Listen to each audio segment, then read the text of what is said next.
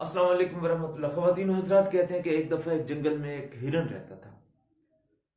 आपको पता है हिरन बहुत सारे जानवरों की मरगूब ग़िज़ा है, छुप कर रहता था। एक दिन अचानक क्या हुआ कि घटाटू बादल छा गए, अंधेरा छा गया और ज़ोरदार बिजली कड़की, बिजली गिरी और वो जो महफूज पनाहगाह में रहता था वहां पे आग लग गई। देखते ही देखते आग इधर उधर फैलने लगी। हिरन मजबूर होकर भागा वहां से, क्योंकि उसने अपनी जान बचानी थी, और वो नदी के किनारे आ गया। नदी के किनारे आके खड़ा ही हुआ था। उसने देखा कि एक तरफ ना इधर से शिकारी आ रहा है। जैसे उसने हिरन को देखा तो वो फौरन उसकी तरफ आने लगा और उसने तीर अपनी कमान में रख लिया। गोया अब जंगल में मौत मौत से डर के भागा और इधर से शिकारी की सूरत में और मौत नजर आने लगी। अब उसने एक साइड बची थी, वहां भागने का सोचा, तो जैसे ही उसने उधर से आंख उठाकर देखा तो उसने देखा कि खूंखार शेर हिरन को देखकर झाड़ियों में छुप रहा है। गोया वो उस पर हमले की तैयारी कर रहा है। अब पीछे जंगल मौत, आगे शिकारी मौत, और इस साइड पर शेर मौत।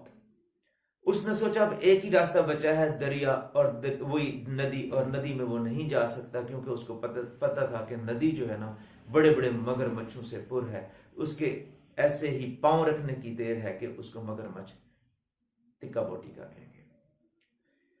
उसने एक नजर ऊपर उठाकर देखा, जैसे अल्लाह से मदद मांगी हो, और साथ ही उसने सोचा एक कि अगर मरना ही है तो क्यों ना एक इज्जत की और ग्रेसफुल मौत मरा जाए। यह सोचने की देर थी कि उसके दिल से सारा खौफ जाता रहा। वो आराम से नदी से पानी पीना शुरू हो गया। इधर से जैसे ही उसने पानी पीने का वो पोस्चर बनाया तो शिकारी ने अपने लिए बड़ा बेहतर उसको पोज समझा। उसने कमान को, तीर को कमान में रखा, और जैसे ही उसने खींचा जोरदार बिजली कड़की, जिससे उसका हाथ कांप गया और वो तीर सीधा जाके शेर को लगा और शेर जख्मी हो गया।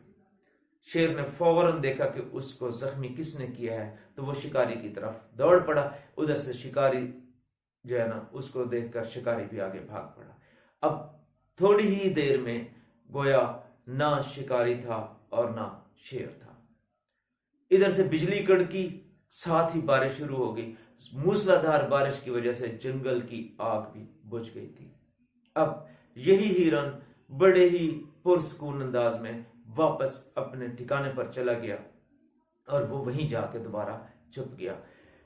ख्वातीनो हजरात, इस तरह की आजमाइशें हर इंसान की जिंदगी में आती हैं, कम आती हैं, ज्यादा आती हैं, लेकिन जिंदगी है तो चैलेंजेस हैं, जिंदगी है तो मसाइल हैं, वो जरूर आते हैं और आएंगे। अब देखना यह है कि उन मसाइल को आप फेस कैसे करते हैं। अगर तो आप अपने नर्व्स को, अपने दिमाग को, अपने जहन को और अपने जज्बात को काबू में रखते हैं तो फिर यकीनन आप मसाइल के या उस मसले के हल तक दूसरों की निस्बत बहुत जल्दी पहुंच जाएंगे। और अगर आप अपने जज्बात को काबू रखने की बजाय जज्बाती हो जाते हैं और अपने हवास बाख्ता हो जाते हैं तो फिर आप सिर्फ और सिर्फ दरपेश मसले को मजीद गंभीर बनाएंगे और अब उसका हल ढूंढते फिरेंगे, लेकिन हल आपको नहीं मिलेगा।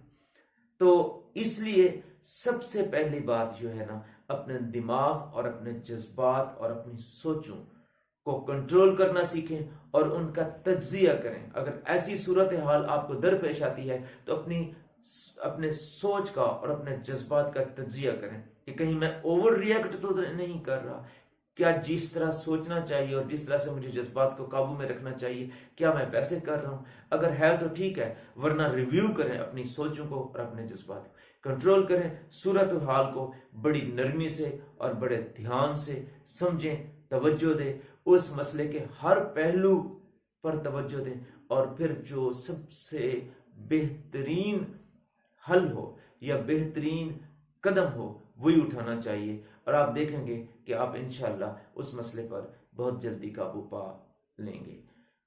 مقصد یہ ہے کہ اگر پھر میرا وہی میسج ہے کہ زندگی ہے تو مسائل ہیں.